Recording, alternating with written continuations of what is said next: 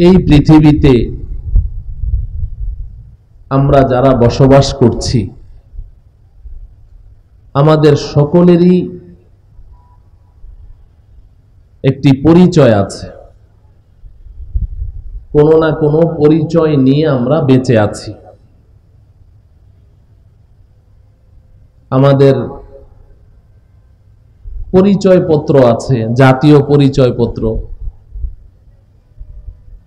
ওটার মধ্যে আমাদের পরিচয় লেখা আছে। আবার যদি কোথাও কোনো চাকুরিতে জয়েন করতে চাই তো বায়োডাটা চায়, জীবন বৃত্তান্ত, সেই বায়োডাটার মধ্যেও আমরা আমাদের পরিচয় লিখি। আমাদের প্রত্যেকেরই ব্যক্তিগত একটা পরিচয় আছে। কারো পরিচয় হয়তোবা ছোট, কারোটা অনেক বড়। যদি আমি কোনো সংগঠনের নেতা হই তাহলে সেই পরিচয়ের দাম আমার কাছে অনেক বেশি।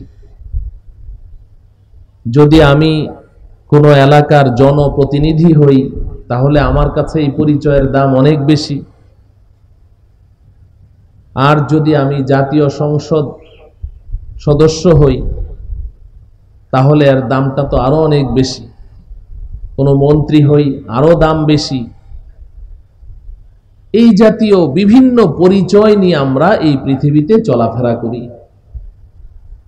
কিছু পরিচয় তো আমাদের এমন আছে যে এই পরিচয়গুলো প্রয়োজনে অপ্রয়োজনে অন্যের সামনে তুলে ধরতে খুব মজা লাগে। অনেক সময় কারো সাথে কথা বলি, হয়তো তাকে আমি চিনি না, 5 মিনিট 10 মিনিট সে চেষ্টা করে তার অবস্থানটা আমাকে বুঝাতে যে অনেক বড় ব্যক্তি, কিন্তু আমি বুঝলাম না। তো যাওয়ার সময় পকেট থেকে একটা ভিজিটিং কার্ড বের করে বলে যে এটা রাখেন, উদ্দেশ্য হলো এটার মধ্যে দেখেন আমি কে। তো কিছু পরিচয় আমাদের এমন আছে যে এই পরিচয়গুলো আমরা অন্যের কাছে পেশ করতে গর্ববোধ করি যে আমি অমুক তমুক। আমার প্রিয় ভাইয়েরা, বিশেষ করে এই গাবতলীর আমার যুবক ভাইয়েরা,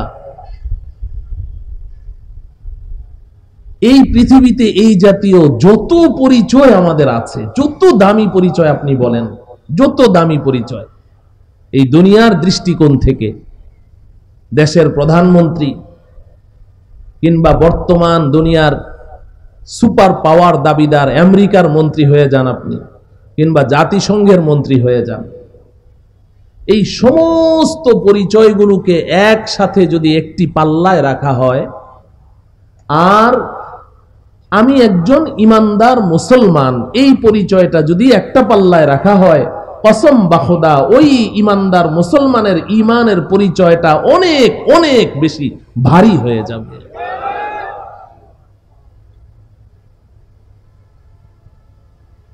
দুনিয়ার এই সমস্ত পরিচয়, এই জাতীয় পরিচয়গুলো আমরা অনেক সময় অপাত্রে ব্যবহার করি। সুযোগ সুবিধা নেই এই সমস্ত পরিচয় দিয়ে। ধরুন একজন মার্ডার কেসের আসামি, অনেকগুলো অপরাধ করেছে, 20, 25, 30টা মামলা আছে। মামলা মানে আবার আমাদের দেশের আদালতের মামলা না, 100, 200, 300 মামলা, সব মিথ্যা। এই মামলা না, সত্য মামলাই আছে। ধরেন এমন একজন ব্ল্যাক লিস্টেড একজন আসামিকে কয়েক গাড়ি পুলিশ এসে তার বাড়ি ঘেরাও করে অনেক খোঁজাখুঁজি করে তাকে অ্যারেস্ট করে ফেলল। ফাঁসির অর্ডার হওয়া আসামি, এমন আসামি, দাগী আসামি, যার অত্যাচারে পুরা এলাকাবাসী অতিষ্ঠ, এমন একজন আসামিকে পুলিশ এসে ধরে ফেলল। ভ্যানে উঠালো, এর মধ্যেই দারোগার মোবাইলটা বেজে উঠলো। মোবাইল রিসিভ করা মাত্রই অপর প্রান্ত থেকে বলছে যে যাকে অ্যারেস্ট করেছ সে আমার ভাগিনা, আমি অমুক সচিব সাহেব বলছি। সাথে সাথে স্যার, আর কিছু বলা লাগবে না স্যার, বাস মোবাইলটা রেখেই ওই আসামিটাকে যে স্যার আপনাকে কি বাড়িতে পৌঁছায় দিব না, আপনি একা যেতে পারবেন, বাস ছেড়ে দিচ্ছে। তো এই পৃথিবীর এই জাতীয় পরিচয়গুলো দিয়ে পৃথিবীর আদালত থেকে অনেক সময় অবৈধভাবে পার পাওয়া যায়, যায় কি যায় না? আমার কথা কি আপনারা বুঝতে পারছেন? কিন্তু আমার প্রিয় ভাইয়েরা, আল্লাহ পাকের একটি আদালত আছে। এই দুনিয়ার জগৎ ছেড়ে যখন আমরা আল্লাহ পাকের আদালতের কাঠগড়ায় দাঁড়াবো, ওখানে এই পৃথিবীতে যত পরিচয় নিয়ে আজকে আমরা দাপটের সাথে চলছি, আমরা জমিনে পা ফেলছি না, আসমানে পা ফেলে চলছি, দাম্ভিকতার সাথে চলছি, বড় গর্ববোধ করে চলছি, হটখারিতার সাথে চলছি, মানুষকে মানুষ মনে করছি না, এমন কতগুলো দাপট নিয়ে পরিচয় নিয়ে এই পৃথিবীতে চলাফেরা করছি। আল্লাহ পাকের আদালতের কাঠগড়ায় এই জাতীয় একটা পরিচয়ও কোনো কাজে লাগবে না। একমাত্র পরিচয় তুমি ঈমানের সার্টিফিকেট নিয়ে এসেছো কিনা। যদি ঈমানের পরিচয় নিয়ে যেতে পারো তবেই তুমি ছাড় পাবে, এছাড়া আর কোনো পরিচয়ই কাজে লাগবে না। মামু ভাগিনার পরিচয় সেখানে কাজে লাগবে না। আল্লাহ রাব্বুল আলামিন সূরাতুত তাহরীমের 10 নং আয়াতে আমাদের চোখে আঙ্গুলি দিয়ে কথাটা বুঝিয়ে দিয়েছেন, বড় চমৎকার একটি দৃষ্টান্ত দিয়ে বুঝিয়ে দিয়েছেন। আল্লাহ পাক বলেন, দরাবাল্লাহু মাসালাল লিল্লাযীনা কাফারু ইমরাআতা নূহিন ওয়া ইমরাআতা লূত كانتا تحت عبدين من عبادنا صالحين فخانتاهما فلم يغنيا عنهما من الله شيئا وقيل ادخلا النار مع الداخلين। আল্লাহ রাব্বুল আলামিন দুনিয়াবাসীকে লক্ষ্য করে বলছেন, দরাবাল্লাহু মাসালা, আল্লাহ পাক একটি দৃষ্টান্ত পেশ করেছেন, উপমা পেশ করেছেন, উদাহরণ দিয়েছেন।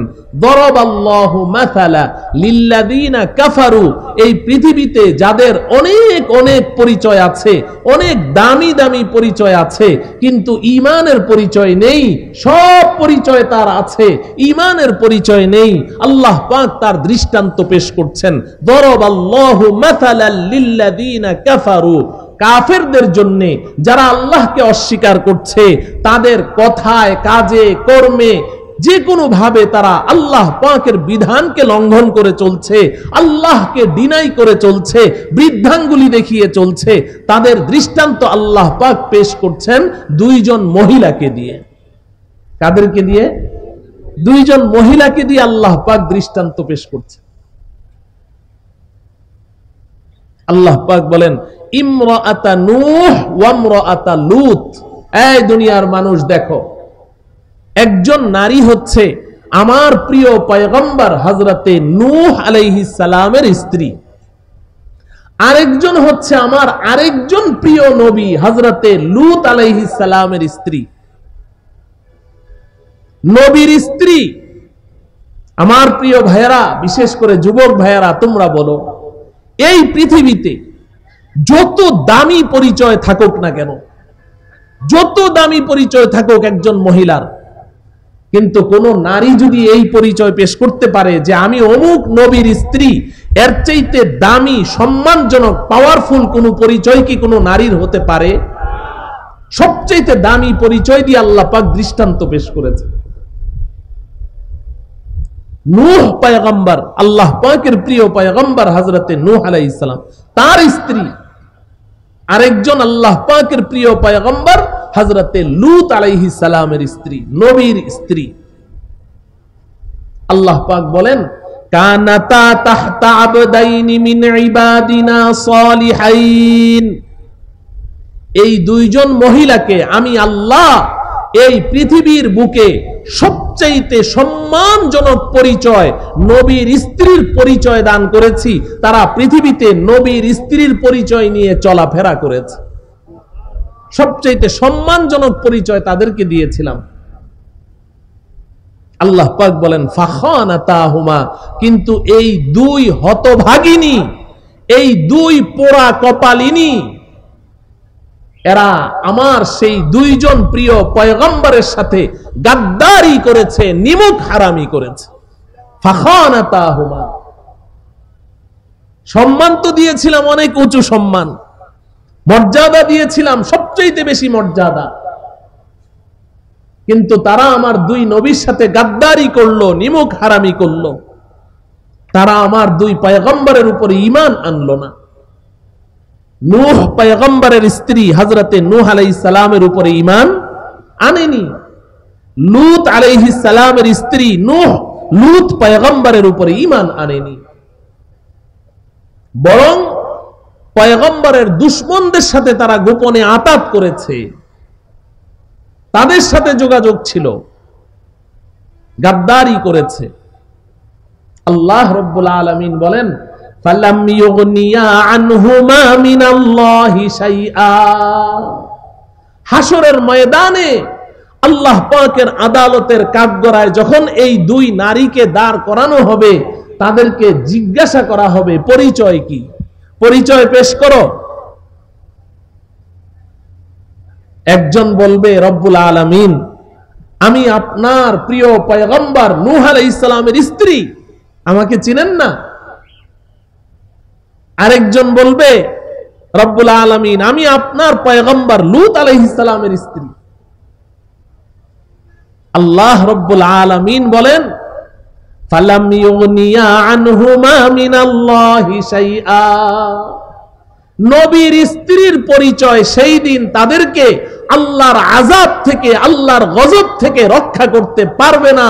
তাদের কাছে ঈমানের পরিচয় চাওয়া হবে। ঈমানের পরিচয় আছে কি? তারা তো ঈমানের পরিচয় পেশ করতে পারবে না, বিধায় আল্লাহর পক্ষ থেকে ঘোষণা এসে যাবে ওয়াকিলা দুখুলান নার মা'আদ দাখিলিন। আল্লাহ পাক বলবেন, রে হতভাগিনীরা, তোদেরকে আমি এত দামি পরিচয় দিয়েছিলাম, এত গুরুত্বপূর্ণ মর্যাদায় তোদেরকে সমাসীন করেছিলাম পৃথিবীর বুকে, কিন্তু তোরা এই মর্যাদার তোরা শুকরিয়া আদায় করিসনি, তোরা গাদ্দারি করেছিস, আমার পয়গম্বরের সাথে গাদ্দারি করেছিস, ফলশ্রুতিতে আমি আল্লাহর সাথে গাদ্দারি করেছিস, নাফরমানি করেছিস। অতএব সেই পৃথিবীর ওই দামি পরিচয় নবীর স্ত্রী আমার কাছে এক পয়সারও কোনো দাম নাই, যা জাহান্নামীদের সাথে চিরদিনের জন্য জাহান্নামে নিক্ষিপ্ত হয়ে যা। নাউযুবিল্লাহ।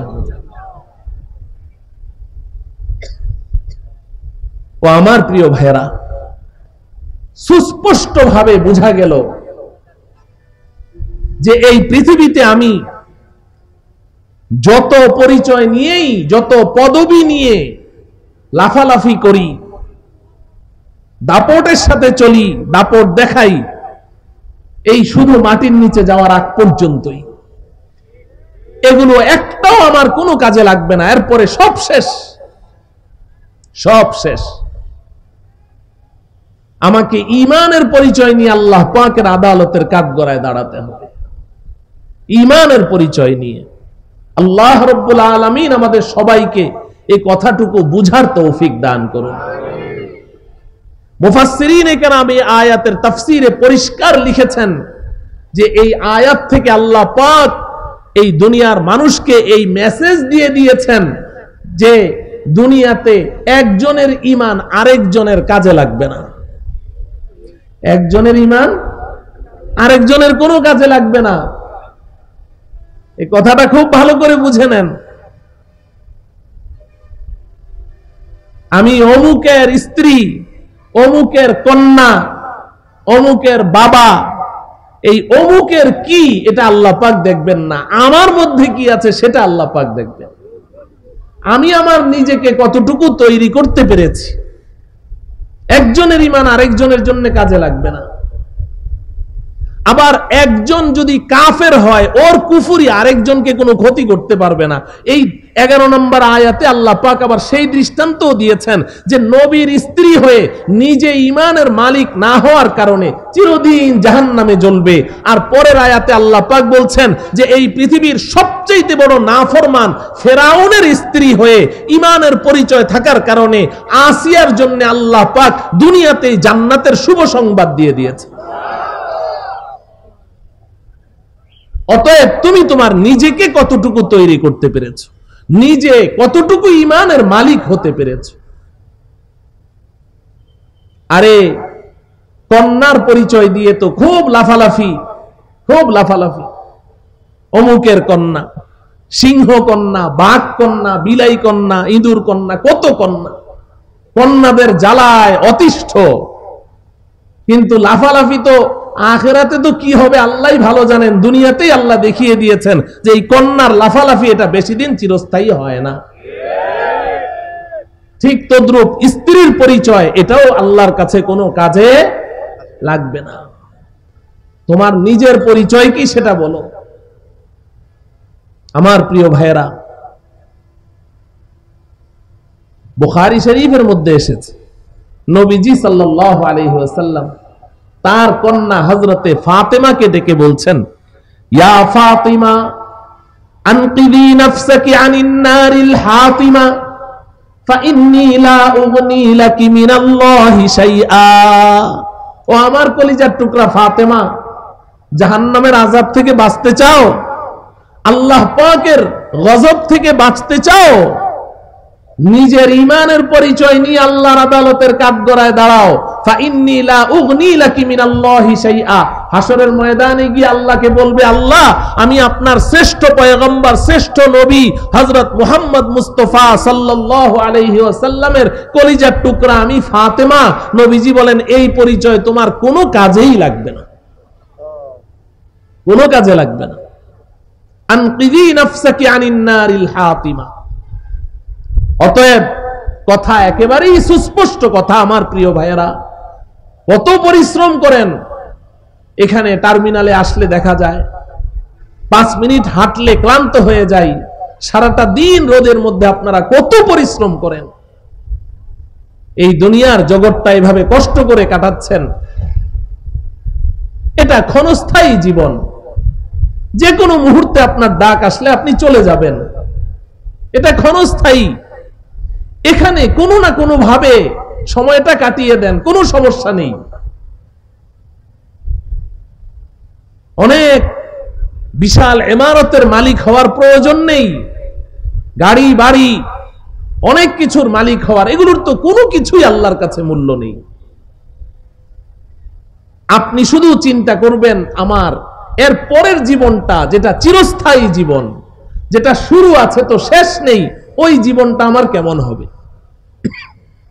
এজন্য একজন আল্লাহর ওলি বলেছেন, ইহা ऐसे रहो या वैसे रहो लेकिन देखना चाहिए कि वहां कैसे रहो।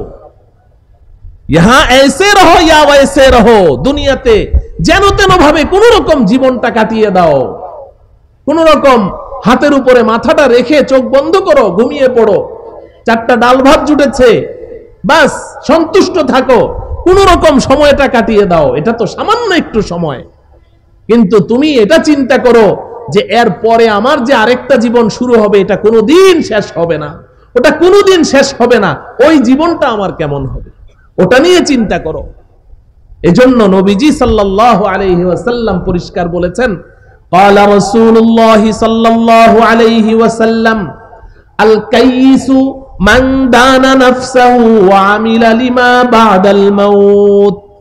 প্রকৃত বুদ্ধিমান ওই ব্যক্তি যে তার নিজের পরিচয় জানতে পেরেছে, আমি কে, কোত্থেকে এসেছি, কেন এসেছি, কোথায় যাব, নিজের পরিচয়টা জানে এবং মৃত্যু পরবর্তী জীবনের জন্য প্রস্তুতি গ্রহণ করে, সে হচ্ছে প্রকৃত বুদ্ধিমান।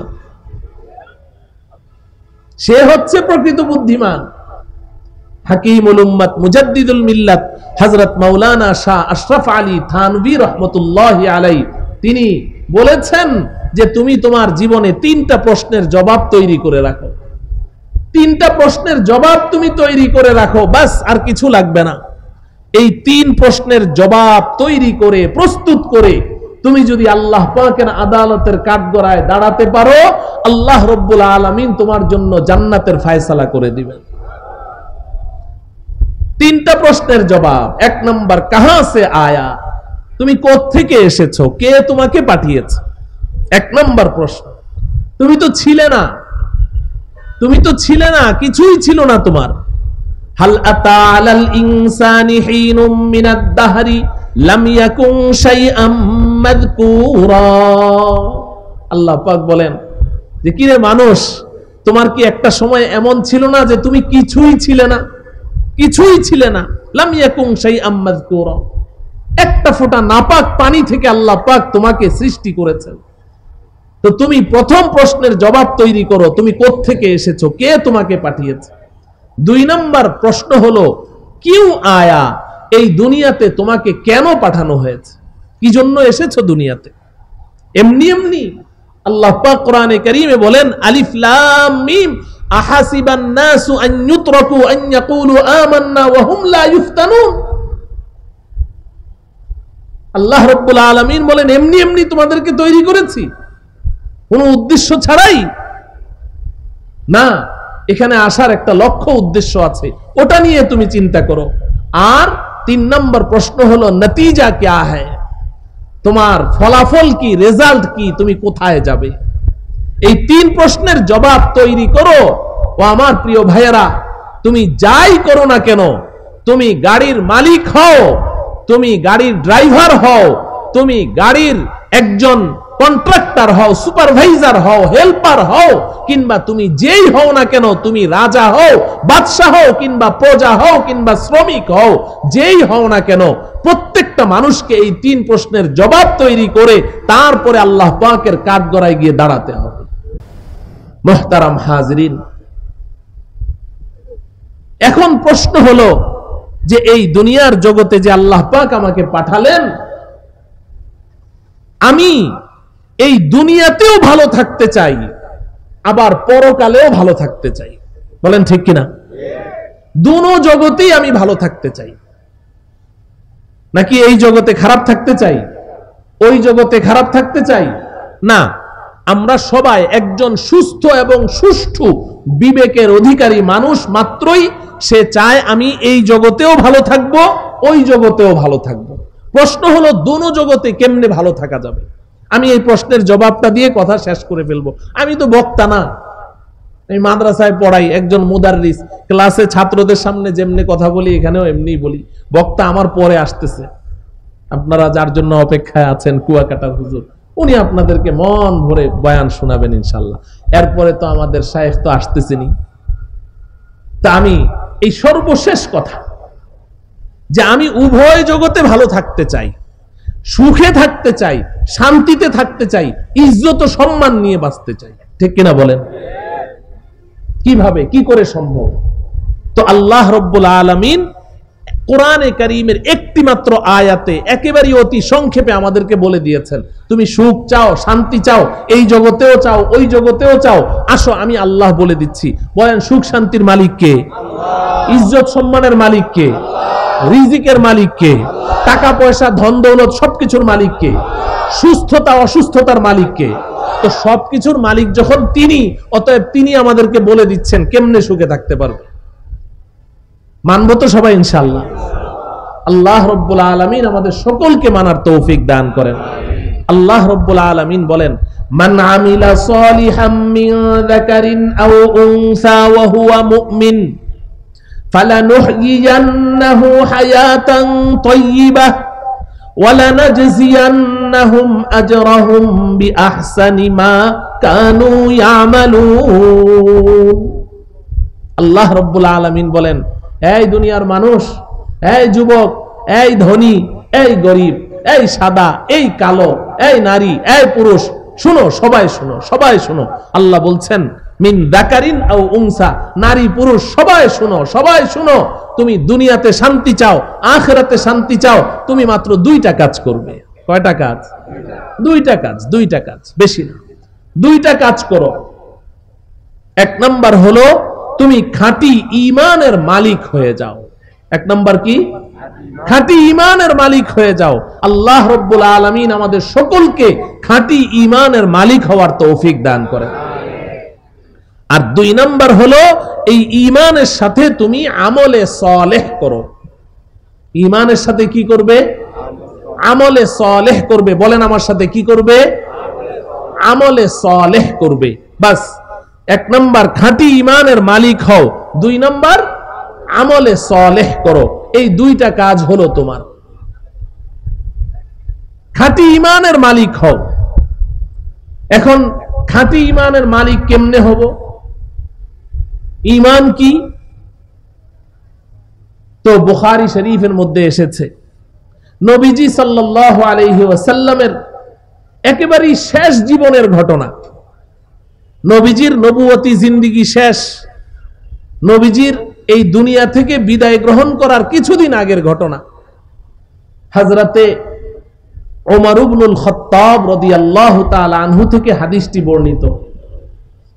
হযরতে ওমর ফারুক রাদিয়াল্লাহু তাআলা আনহু বলেন, বাইনা নাহনু ইনদা রাসূলিল্লাহি সাল্লাল্লাহু আলাইহি ওয়াসাল্লাম ইজ তালা আলাইনা রাজুলুন শাদীদু বায়াদিস সিয়াবি শাদীদু সাওয়াদিশ শা'রি লা ইউরা আলাইহি আতারুস সাফারি ওয়ালা ইয়ারিফুহু মিন্না আহাদুন হাত্তা দানা ইলান নবী সাল্লাল্লাহু আলাইহি ওয়াসাল্লাম ফাআসনাদা রুকবাতাইহি ইলা রুকবাতাইহি ওয়া ওয়াযআ কাফাইহি আলা ফাখিদাইহি। হযরতে ওমর রাদিয়াল্লাহু তাআলা আনহু বলেন, একদিন আমরা নবীজির সাথে বসে আছি মজলিসের মধ্যে। এই যে আপনারা যেভাবে বসে আছেন, যে আমরা সবাই সাহাবায়ে কেরাম আমরা সবাই নবীজির মজলিসে বসে আছি, হঠাৎ করে একজন মানুষ এসে ঢুকলো, অপরিচিত, পোশাক আশাক একেবারেই সাদা ধবধবে, চুলগুলো নিকোষ কালো, একদম টকবগে যুবক, পরিপাটি। তার চেহারার মধ্যে কোনো সফরের কোনো চিহ্ন নেই যে অনেক দূর থেকে এসেছে। মরুভূমি পাড়ি দিয়ে আসলে চুলগুলো এলোমেলো থাকবে, ধুলামলিন থাকবে না, একেবারেই পরিপাটি, মনে হয় যেন এই পাশের ঘর থেকেই বের হয়ে আসলো। কিন্তু আশ্চর্যের ব্যাপার হলো ওয়ালা ইয়ারিফুহু মিন্না আহাদুন, আমাদের মধ্যে কেউ তাকে চিনতে পারছে না, কেউ তাকে চিনতে পারছে না। তো যদি এই এলাকার হয় তাহলে কেউ না কেউ তো চিনবে, তাহলে বোঝা যায় এই এলাকার না, অনেক দূর থেকে এসেছে। কিন্তু দূর থেকে আসার কোনো চিহ্নও তার শরীরের মধ্যে নাই, খুব পরিপাটি। আর লোকটি এসেই সোজা মজলিসের ভিতর দিয়ে এসে সবাইকে ডিঙ্গিয়ে এসে একদম নবীজি সাল্লাল্লাহু আলাইহি সাল্লামের 2 হাঁটুর সাথে তার 2 হাঁটু মিলিয়ে একদম বসে গেল। ওয়া ওয়াযআ কাফাইহি আলা ফাখিযাইহি, এবং তার 2 হাত নবীজির 2 রানের উপরে রেখে বসলো। আশ্চর্যের ব্যাপার, এমন দৃশ্য তো কোনোদিন কাউকে করতে দেখি নাই। সব সাহাবায়ে কেরাম এভাবে তাকিয়ে আছে, আরে এই লোকটাকে কোত্থেকে আসলো, এভাবে নবীজির সাথে এভাবে বসে আছে। সবাই মনোযোগ এদিকে করে রেখেছে, নিবদ্ধ করে রেখেছে। এর মধ্যে হযরতে ওমর রাদিয়াল্লাহু তাআলা আনহু বলেন, ফাইদান হুয়া ইয়াসআলু আনিল ঈমান, আমরা লক্ষ্য করে দেখলাম সে নবীজিকে প্রশ্ন করছে, ইয়া মুহাম্মদ আখবিরনি আনিল ঈমান, মুহাম্মদ আমাকে ঈমান সম্পর্কে বলুন, ঈমান সম্পর্কে বলুন, ঈমান কাকে বলে? প্রথম প্রশ্ন, 4টা প্রশ্ন করেছে। তো নবীজি সাল্লাল্লাহু আলাইহি সাল্লাম জবাব দিলেন, আল ঈমানু আন তুমিনা বিল্লাহি ওয়া মালাইকাতিহি ওয়া কুতুবিহি ওয়া রুসুলিহি ওয়াল ইয়াউমিল আখিরি ওয়াল কদরি খাইরিহি ওয়া শাররিহি মিনাল্লাহি তাআলা ওয়াল বাসি বাদাল মাউত। নবীজি বললেন, ঈমান হচ্ছে যে তুমি মনে প্রাণে 7টা বিষয়কে বিশ্বাস করবে। 1 নাম্বার আন তুমিনা বিল্লাহ, আল্লাহকে বিশ্বাস করবে, ওয়া মালাইকাতিহি, আল্লাহ পাকের সমস্ত ফেরেশতাদেরকে বিশ্বাস করবে, ওয়া কুতুবিহি, আল্লাহ পাকের পক্ষ থেকে অবতীর্ণ সমস্ত কিতাবকে বিশ্বাস করবে, ওয়া রুসুলিহি, আল্লাহ পাকের পক্ষ থেকে প্রেরিত সমস্ত নবী রাসূল পয়গম্বরগণকে বিশ্বাস করবে, ওয়াল ইয়াউমিল আখিরি, পরকাল দিবসকে বিশ্বাস করবে, ওয়াল কদরি খাইরিহি ওয়া শাররিহি মিনাল্লাহি তাআলা, এবং তোমার ভাগ্যলিপিকে বিশ্বাস করবে। তুমি ভালো কিছু পাও, কাঙ্ক্ষিত অনাকাঙ্ক্ষিত যে কোনো জিনিস তোমার জীবনে আসে, তোমার এটা বিশ্বাস রাখতে হবে যে এটা আল্লাহর পক্ষ থেকে আমার জন্য পূর্ব নির্ধারিত ছিল। হঠাৎ করে ব্যবসায় তোমার লস হয়ে গেল 10 কোটি টাকা, তুমি এখন বলো যে হুজুর অমুকে তাবিজ করেছে, কালা জাদু করেছে, এই করেছে সেই করেছে। না, কালা জাদু সাদা জাদু কিচ্ছু করে নাই, এটা তোমার তাকদিরে তোমার জন্মের 500 বছর আগেই আল্লাহ লিখে রেখেছে। তাকদীরকে বিশ্বাস করতে হবে। তোমার টকবগে যুবক, 17 বছর বয়সের যুবক হঠাৎ করে সে পানিতে ডুবে মরে গেল, রাস্তায় অ্যাক্সিডেন্ট হয়ে মরে গেল, আর তুমি বললে যে আমার সন্তানের অকাল মৃত্যু হয়েছে। অকাল মৃত্যু মানে কি? তার মৃত্যুর সময় এখনো আসে নাই, আগেই মরে গেছে। না, এতটুকুই তার হায়াত লেখা ছিল, হায়াত এতটুকুই লেখা ছিল। ওয়াল কদরি খাইরিহি ওয়া শাররিহি মিনাল্লাহি তাআলা, ভালো মন্দ যা কিছু তুমি জীবনে পাইবে সব কিছু তোমাকে বিশ্বাস করতে হবে, এটা আল্লাহর পক্ষ থেকে এসেছে, তাকদীরে বিশ্বাস করতে হবে। ওয়াল বাসি বাদাল মাউত, আর 7 নাম্বার হলো মৃত্যুর পরে আবার তোমাকে জিন্দা করা হবে, পুনরুত্থানের উপরে বিশ্বাস করতে হবে, আল্লাহ পাকের সামনে তোমাকে নিয়ে দাঁড় করিয়ে দেয়া হবে।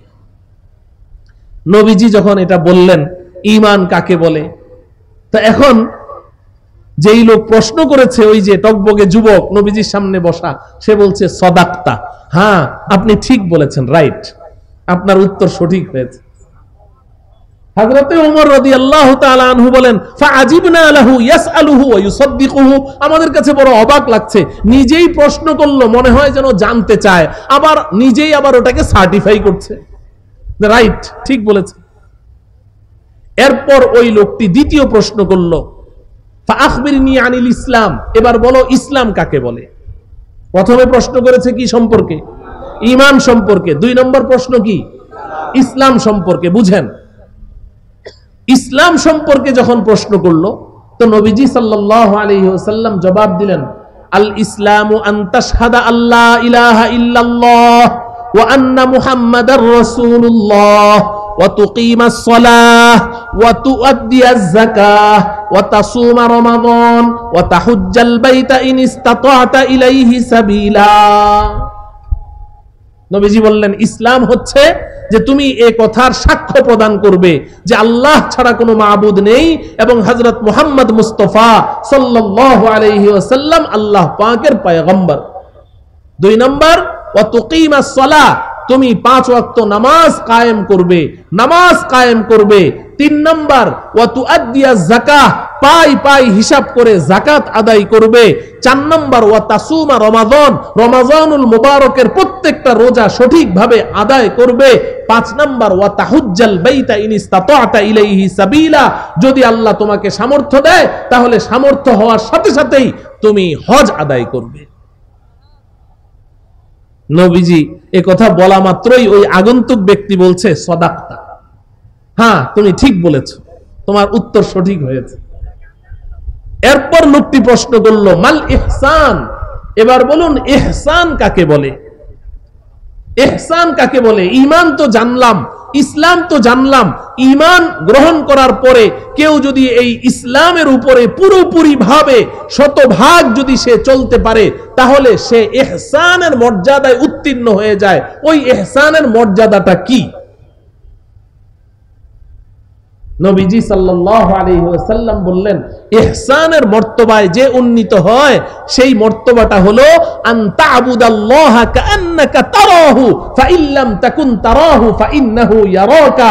তুমি যদি ইহসানের মর্যাদায় উন্নীত হতে চাও, অর্থাৎ একজন ঈমানদার মুসলমান আল্লাহ পাকের নৈকট্য লাভ করতে করতে করতে করতে একেবারেই আল্লাহ পাকের নিকটে চলে যায়, তো এটাকে ইহসান বলা হয়। তুমি সেই মর্তবায় উন্নীত হতে চাও, তাহলে শুনো, ওই মর্তবায় উন্নীত হতে গেলে তুমি এমন ভাবে ইবাদত করবে, ইবাদত যখন শুরু করবে তখন তোমার অবস্থা এমন হবে মনে হয় যেন তুমি তোমার রবকে দেখে দেখে ইবাদত করছো। আন তা'বুদাল্লাহা কাআন্নাকা তারাহু, নামাজ শুরু করেছো, শুরু থেকে শেষ পর্যন্ত পুরাটা অবস্থা তোমার এমন হবে যে তুমি যেন তোমার রবকে দেখতে পাচ্ছো, দেখে দেখে নামাজ পড়ছো। কিন্তু এই পৃথিবীর বুকে আল্লাহকে দেখা কি সম্ভব? দেখা সম্ভব নয়। এজন্য নবীজি সাথে সাথে বললেন, ফাইল্লাম তাকুন তারাহু ফাইন্নাহু ইয়ারাকা, যদিও তুমি তাকে দেখতে পাচ্ছ না, তবে অন্তত পক্ষে তোমার মধ্যে এই অবস্থার সৃষ্টি হয়ে যেতে হবে, পুরাটা ইবাদত চলাকালীন তোমার মধ্যে এই অবস্থা বিরাজমান থাকবে যে তিনি আমার দিকে তাকিয়েই আছেন। এটা হলো ইহসান। এরপর 4 নম্বর প্রশ্ন করেছে, মাতাস সাআ, কিয়ামত কবে হবে? তো নবীজি সাল্লাল্লাহু আলাইহি সাল্লাম বললেন, মাল মাসউলু আনহা বিআলামা মিনাস সাইল, এই আগন্তুক ব্যক্তি, কিয়ামত সম্পর্কে তুমি আমাকে প্রশ্ন করছো, প্রশ্নকারীর তুলনায় যাকে প্রশ্ন করেছো সে অতিরিক্ত কিছুই বলতে পারে না। তুমি যা জানো আমিও তাই জানি, তোমার চেয়ে আমি বেশি কিছু জানি না, তবে কিয়ামতের কিছু নিদর্শন আমি তোমাকে বলে দিতে পারি। নবীজি তাকে কিছু নিদর্শন বললেন, হাদিস অনেক লম্বা। এরপরে লোকটি চলে গেল, লোকটি উঠে চলে গেল। দরজা দিয়ে বের হওয়া মাত্রই নবীজি বললেন, রুদ্দুহু রুদ্দুহু, লোকটিকে ডাকো, লোকটিকে ডাকো। এটা বলা মাত্রই কয়েকজন সাহাবী উঠে দৌড় দিলেন। বাইরে গিয়ে ফালাম ইয়ারাউ শাইআন, গিয়ে দেখেন কেউ নাই, কিচ্ছু নাই। আরে গেল কোথায়? এই মাত্র লোকটি বের হলো, গেল কোথায়? ফালাম ইয়ারাউ শাইআন। নবীজি সাল্লাল্লাহু আলাইহি ওয়াসাল্লাম তখন বললেন যে তোমরা দেখবে কি? হাদা জিবরাইলু আতাকুম ইউআল্লিমুকুম দীনাকুম, আরে এটা তো কোনো মানুষ না, উনি তো ছিলেন জিবরাইল আলাইহিস সালাম, এসেছেন তোমাদেরকে দ্বীন শিক্ষা দেওয়ার জন্য, তোমাদেরকে দ্বীন শিক্ষা দেওয়ার জন্য এসেছে। আমার প্রিয় ভাইয়েরা, বিশেষ করে আমার যুবক ভাইয়েরা, তাহলে তোমার পরিচয় কি? তোমার পরিচয় কি? যে আমি মালিক সমিতির অমুক, এই পরিচয়, এই পরিচয় নিয়ে তুমি বাঁচতে চাও না। তোমার পরিচয় হলো আমি একজন ইমানদার মুসলমান। বলেন আমাদের পরিচয় কি? আমরা ইমানদার মুসলমান। এই পরিচয় নিয়ে আল্লাহর আদালতের কাঠগড়ায় দাঁড়াতে হবে। ইমানদার মুসলমান, দুইটা শব্দ আমি বললাম, ইমানদার মুসলমান। তো ইমানদার, হযরতে জিবরাইল আলাইহিস সালাম প্রথম প্রশ্ন করেছেন, মাল ঈমান, ঈমান কাকে বলে? ঈমান হচ্ছে কতগুলো বিশুদ্ধ আকীদা এবং বিশ্বাসের নাম। কতগুলো বিশুদ্ধ আকীদা বিশ্বাস আপনার অন্তরে লালন করতে হবে, তবে আপনি ঈমানদার হবেন। এখন এই বিশ্বাসগুলোর মধ্যে যদি কোনো উল্টাপাল্টা বিশ্বাস আপনি লালন করেন, আপনার কিন্তু ঈমানই নাই, শেষ। আর ঈমান নাই মানে কিছুই নাই। ঈমান হারা সর্বহারা। ঈমান হারা কি? বলেন ঈমান হারা কি? সর্বহারা। ঈমান নাই। ঈমানকে বিশুদ্ধ রাখতে হলে ওই আকীদা বিশ্বাসগুলো বিশুদ্ধ রাখতে হবে। আপনি ফেরেশতাদেরকে আপনি মানেন, ওই যে আমানতু বিল্লাহি ওয়া মালাইকাতিহি, আমি আল্লাহকে মানি, বিশ্বাস করি, আমি ফেরেশতাদেরকে বিশ্বাস করি। কিন্তু ফেরেশতাদেরকে বিশ্বাস করবেন কেমনে? বিশ্বাস করবেন ইহুদিদের মতো। ইহুদিরা বলে আল মালাইকাতু বানাতুল্লাহ, ফেরেশতারা আল্লাহর কন্যা সন্তান। নাউজুবিল্লাহ বলেন। এই বিশ্বাস করলে ঈমান থাকবে? তো ফেরেশতা তো বিশ্বাস করলেন ঠিকই, কিন্তু আপনি বলেন যে ফেরেশতারা আল্লাহর কন্যা, এই বিশ্বাস করলে ঈমান থাকবে না। আপনি নবী রাসূলদেরকে বিশ্বাস করেন, কিন্তু আমাদের নবীজি তিনি সর্বশ্রেষ্ঠ নবী এবং সর্বশেষ নবী। বলেন সর্বশ্রেষ্ঠ নবী এবং, এখন কেউ নবী তো বিশ্বাস করি, আমাদের নবী সর্বশ্রেষ্ঠ নবী এটাও বিশ্বাস করি, কিন্তু উনি যে সর্বশেষ নবী এটা আমি বিশ্বাস করি না। ঈমান থাকবে না, ঈমান থাকবে না। আবার আমি নবী রাসূলদেরকে বিশ্বাস করি ঠিক, কিন্তু এই গোটা পৃথিবীর সমস্ত উম্মতে মুসলিমার ঐক্যমতে সাব্যস্ত একটা আকীদা হলো সমস্ত নবী রাসূলগণ নিষ্পাপ, তাদের কোনো গুনাহ নাই। ক্বাবলান নুবুওয়া বাদান নুবুওয়া, নবুয়ত প্রাপ্তির পূর্বেও না, নবুয়ত প্রাপ্তির পরেও না, তারা জীবনে কখনো কোনো গুনাহ করেন নাই। নবীরা নিষ্পাপ, মাসুম। এখন আমি বলি আমি নবী তো মানি, শ্রেষ্ঠ নবী এটাও মানি, সর্বশেষ নবী এটাও মানি, কিন্তু নবী যে নিষ্পাপ এটা মানি না। ঈমান থাকবে? তাহলে ঈমান হচ্ছে কতগুলো আকীদা বিশ্বাসের নাম। এখন আপনি যদি সারাটা জীবন শুধু আপনার কর্মস্থলেই পড়ে রইলেন, আপনি কোনোদিন জানতেও চাইলেন না যে কি কি বিশ্বাসগুলো আমার অন্তরে রাখতে হবে, এটা জানার জন্য কাদের কাছে যেতে হবে?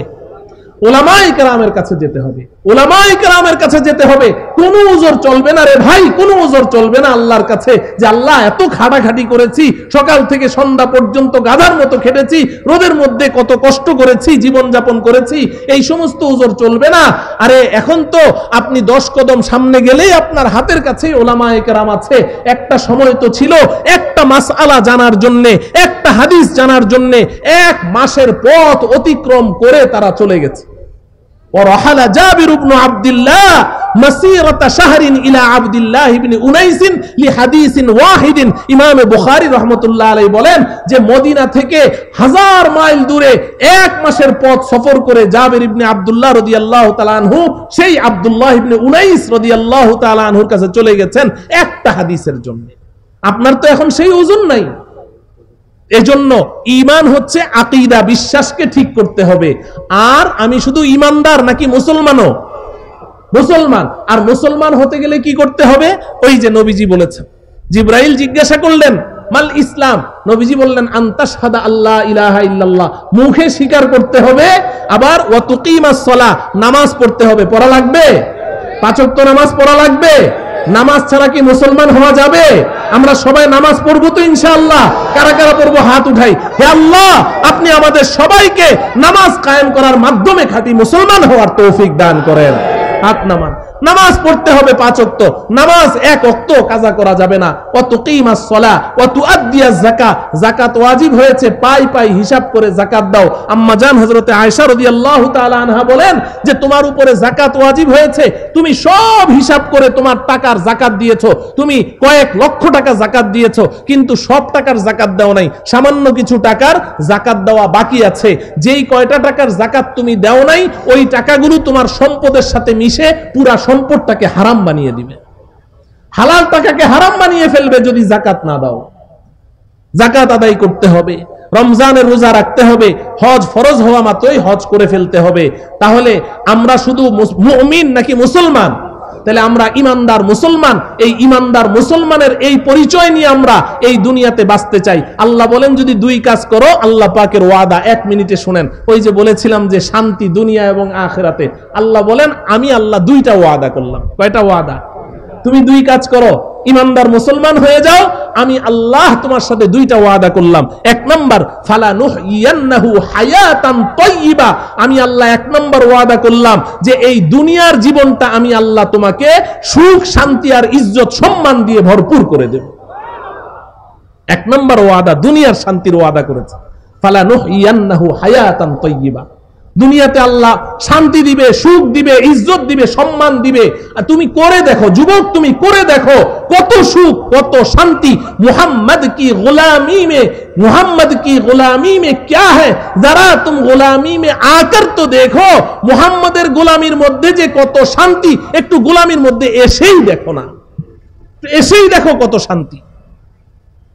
আর 2 নম্বর ওয়াদা ওয়ালা নাজজিয়ান্নাহুম আজরাহুম বিআহসানি মা কানু ইয়ামালুন, হাসরের ময়দানে বান্দা আছো, আমি আল্লাহ তোমার অপেক্ষায় আছি, আসো আমার আদালতের কাঠগড়ায় দাঁড়াও। তুমি যখন ইমানদার মুসলমানের সার্টিফিকেট নিয়ে আসবে, তো তুমি দুনিয়াতে যত আমল করেছো, এই আমলের বিনিময়ে যেই পরিমাণ নেকির তুমি হকদার হয়েছো, আমি আল্লাহ তোমার এই নেকিগুলোকে বাড়াতে বাড়াতে বাড়াতে বাড়াতে কোটি কোটি গুণ বৃদ্ধি করে তারপরে তোমার হাতে তুলে দেব।